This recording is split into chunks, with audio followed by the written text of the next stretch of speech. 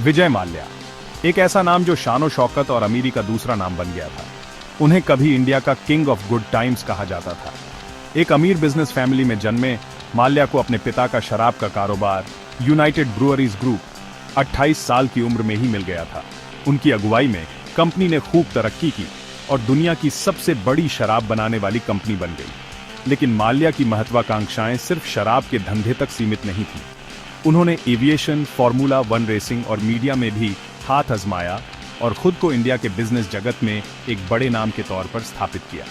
उनका आलीशान lifestyle, private jet, शानदार याट और बड़ी बड़ी पार्टियों का शौक उनकी छवि को एक अमीर और रईस बिजनेसमैन के रूप में और मजबूत करता था। माल्या का करिश्मा और बिजनेस करने का तरीका देश को भा गया था। उन्हें इंडिया के आर्थिक उछाल का प्रतीक माना जाता था, देश की उद्यमशीलता का एक उदाहरण। लेकिन सफलता और चकाचौंध के पीछे एक ऐसी कहानी छिपी थी, लापरवाह महत्वाकांक्षाओं की, आर्थिक कुप्रबंधन की और कथित धोखाधड़ी की, जिसने आखिरकार उनकी प्रतिष्ठा को धूमिल कर दिया और इंडिया के बैंकिंग सिस्टम पर एक गहरा घाव छोड़ दिया।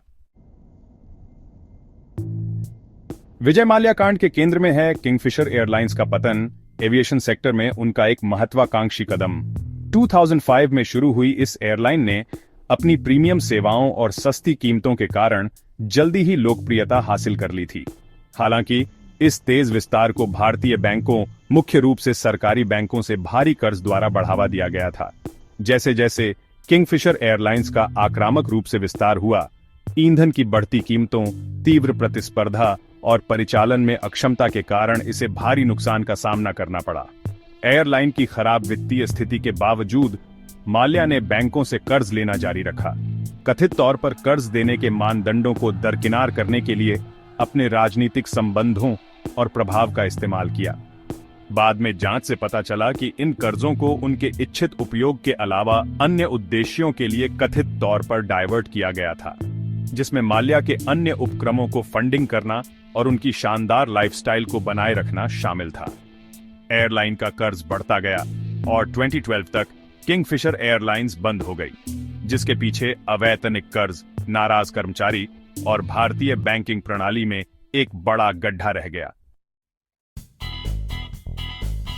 किंगफिशर एयरलाइंस के पतन से भारतीय अर्थव्यवस्था में भूचाल आ गया। एयरलाइन का भारी कर्ज, जो अरबों डॉलर का था, भारतीय बैंकों, खासकर सार्वजनिक क्षेत्र के बैंकों पर एक बड़ा बोझ बन गया, जिन्होंने कंपनी को बड़ा कर्ज दिया था। इस घोटाले ने भारत की उधार प्रणाली की कमजोरियों को उजागर किया, लापरवाह उधार प्रथाओं, अपर्याप्त जांच और उधारकर्ताओं और ऋणदाताओं के बीच संभावित मिलीभगत के बारे में चिंताएं पैदा की। इस घटना ने बैंकिंग क्षेत्र में जनता के विश्वास को कम कर दिया और कॉरपोरेट प्रशासन और जवाबदेही पर सवाल उठाए। किंगफिशर एयरलाइंस के हजारों कर्मचारी बेरोजगार हो गए और उनका वेतन और अन्य लाभ के बिना फंस गए। इस घटना ने कॉरपोरेट कदाचार की मानवीय कीमत और वित्तीय धोखाधड़ी के दूरगामी परिणामों पर प्रकाश डाला। जैसे जैसे घोटाला सामने आया, भारतीय अधिकारियों ने किंगफिशर एयरलाइंस से जुड़ी वित्तीय अनियमितताओं की जांच शुरू कर दी। लेनदारों के बढ़ते दबाव और कानूनी कार्रवाई का सामना करते हुए माल्या 2016 में यूनाइटेड किंगडम भाग गए।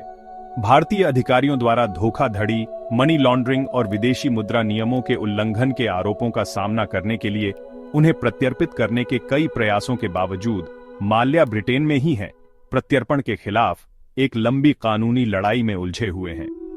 विजय माल्या मामला भारत के सामने आर्थिक अपराधियों को न्याय के दायरे में लाने में आने वाली चुनौतियों का एक बड़ा उदाहरण बन गया है। इसने वित्तीय अपराधों को रोकने और जवाबदेही सुनिश्चित करने के लिए मजबूत अंतर्राष्ट्रीय सहयोग, मजबूत कानूनी ढांचे और समय पर प्रवर्तन की आवश्यकता पर प्रकाश डाला है।